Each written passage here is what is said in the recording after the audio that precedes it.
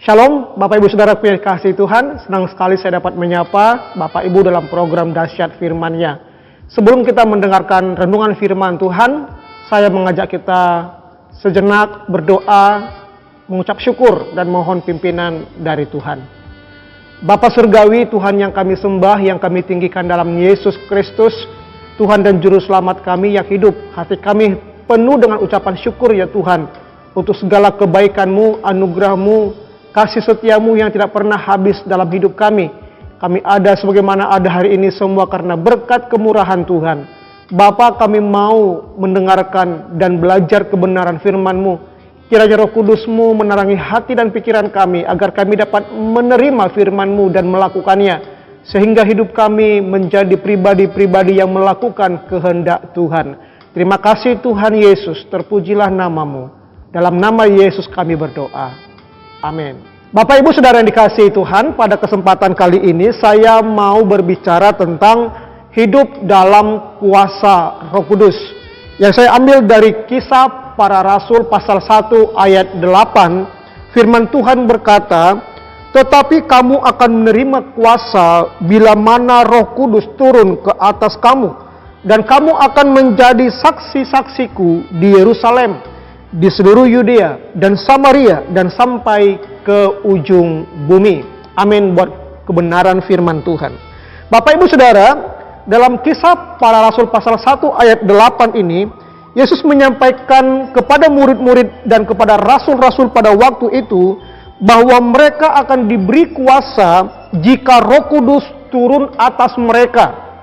Dalam ayat 8 jelas sekali Yesus berkata kepada mereka bahwa murid-murid ataupun para rasul mereka akan mendapatkan kuasa jika Roh Kudus turun atas mereka.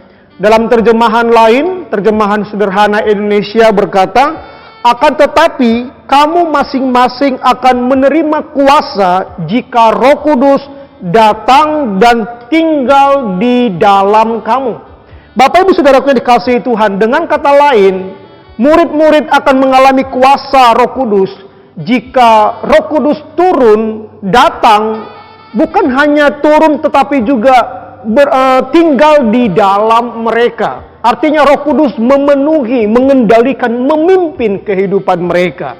Nah, Bapak Ibu Saudaraku yang dikasihi Tuhan, kata kuasa di sini dalam bahasa Yunaninya adalah dunamin, dari kata dasar dunamis. Artinya apa? Power, daya, kekuatan ataupun kekuasaan.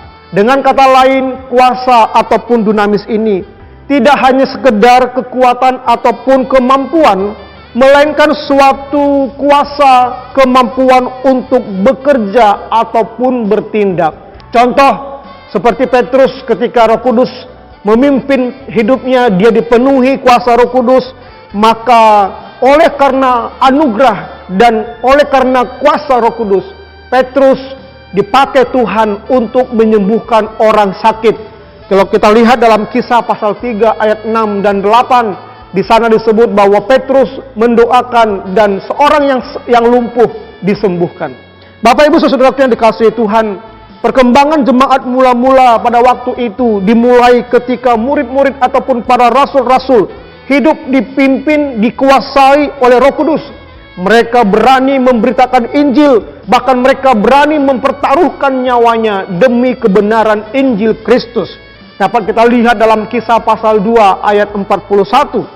Bapak Ibu Saudara dikasihi Tuhan, agar gereja kita, agar pelayanan kita, agar kerohanian kita hidup, bertumbuh, bertambah, bahkan kita dapat menjadi gereja yang berdampak, maka kita harus tinggal di dalam Roh Kudus.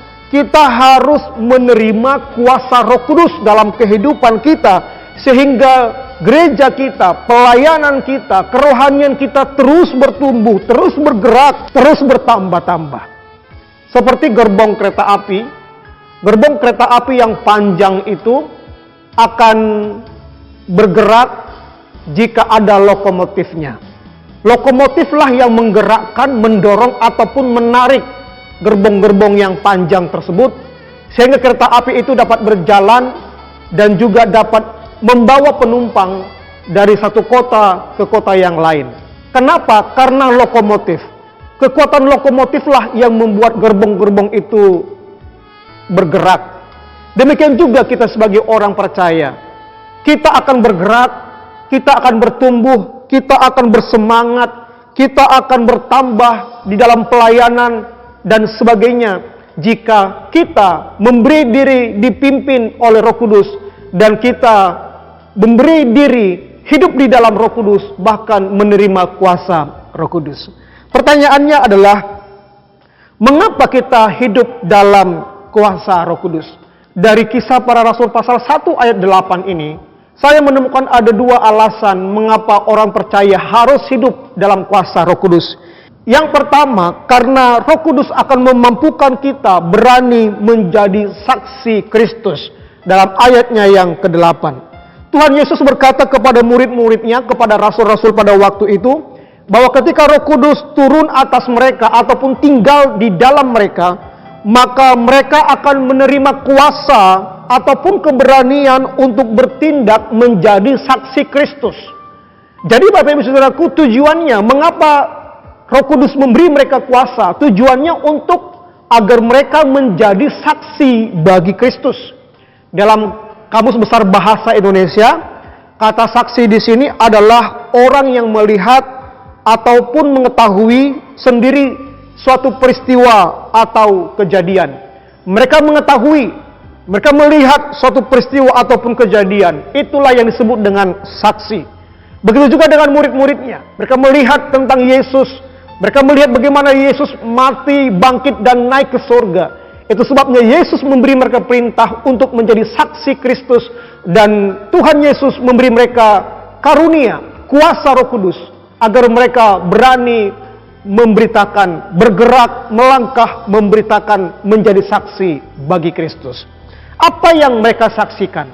Bapak Ibu Saudaraku, minimal ada 3 hal penting yang harus disaksikan murid-murid ataupun orang percaya di dalam bersaksi tentang Yesus. Yang pertama yaitu tentang penderitaan dan kebangkitan Yesus.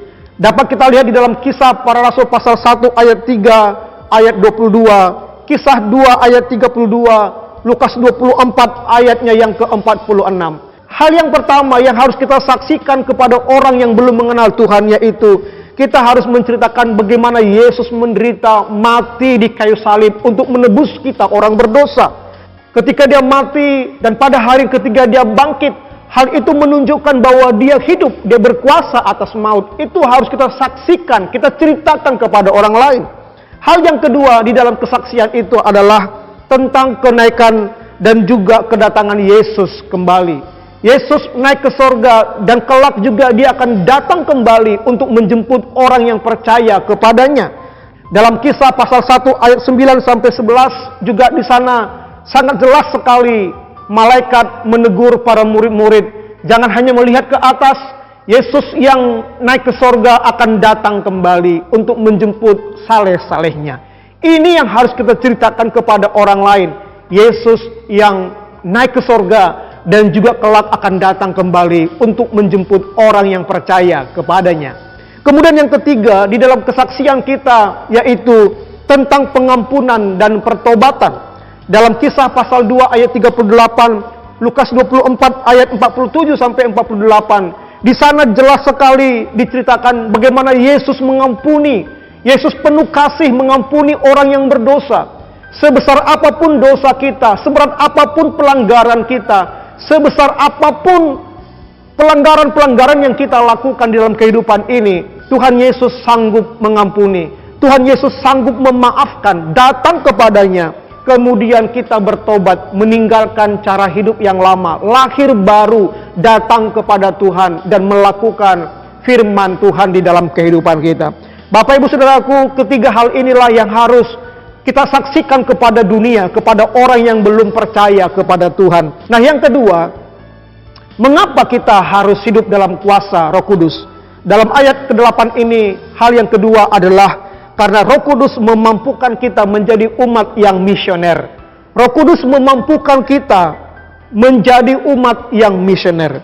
Bapak Ibu Saudaraku, selain diberi kuasa untuk menjadi saksi Kristus, Roh Kudus juga akan memberi kita kuasa, keberanian, dan daya untuk menjadi anak-anak Tuhan yang misioner. Demikian juga yang dialami oleh murid-murid ataupun para rasul pada waktu itu. Mereka diberi kuasa oleh Roh Kudus agar mereka berani menjadi saksi Tuhan. Selain itu, agar mereka juga menjadi hamba-hamba Tuhan, anak-anak Tuhan yang misioner. Tuhan memerintahkan mereka untuk mengabarkan kerajaan Allah, mulai dari Yerusalem, seluruh Yudea, Samaria, sampai ke ujung bumi, dalam ayatnya yang ke-8. Artinya apa? Tuhan Yesus memerintahkan murid-murid ataupun para rasul, orang percaya, agar mereka membawa misi Tuhan, mengabarkan Injil Kerajaan Allah, memberitakan tentang keselamatan kepada orang lain, bukan hanya di Yerusalem, tetapi di seluruh Yudea, Samaria, sampai ke ujung bumi. Bapak Ibu Saudaraku, Matius pasal 28 ayat 18 sampai 19, firman Tuhan berkata, Yesus mendekati mereka dan berkata, "Kepadaku telah diberikan segala kuasa di surga dan di bumi. Karena itu pergilah, jadikanlah semua bangsa muridku, dan baptislah mereka dalam nama Bapa dan Anak dan Roh Kudus." Jelas sekali bahwa amanat agung Tuhan Yesus sebelum dia naik ke sorga, Yesus memberi perintah, Yesus memberi amanat agung, Yesus memberi amanat yang penting, yaitu untuk pergi ke segala suku bangsa, membaptis mereka dalam nama Bapa, Anak, dan Roh Kudus. Itu sebabnya sebagai anak-anak Tuhan, mari kita pergi memberitakan Injil, membawa misi Allah kemanapun Tuhan utus kita pergi. Bapak Ibu Saudara yang dikasihi Tuhan, dari Kisah Para Rasul pasal 1 ayat 8 ini, kita dapat aplikasikan di dalam kehidupan kita. Roh Kudus diberikan, Roh Kudus tinggal dalam hidup kita, agar kita memiliki keberanian untuk menjadi saksi bagi Kristus. Kita pergi ke teman-teman, ke saudara kita, ke komunitas kita yang belum percaya Yesus. Kita saksikan tentang Yesus kepada mereka. Kita saksikan tentang bagaimana Yesus menderita karena dosa kita. Bagaimana Yesus bangkit, hidup. Bagaimana Yesus naik ke sorga dan datang kembali. Kita ceritakan juga tentang pengampunan Yesus kepada mereka yang berdosa. Dan kita juga harus ceritakan tentang pertobatan, meninggalkan cara hidup yang lama. Kemudian Bapak Ibu Saudaraku, sebagai orang percaya, kita tidak boleh hanya sibuk di gereja. Kita tidak boleh hanya jago di gereja.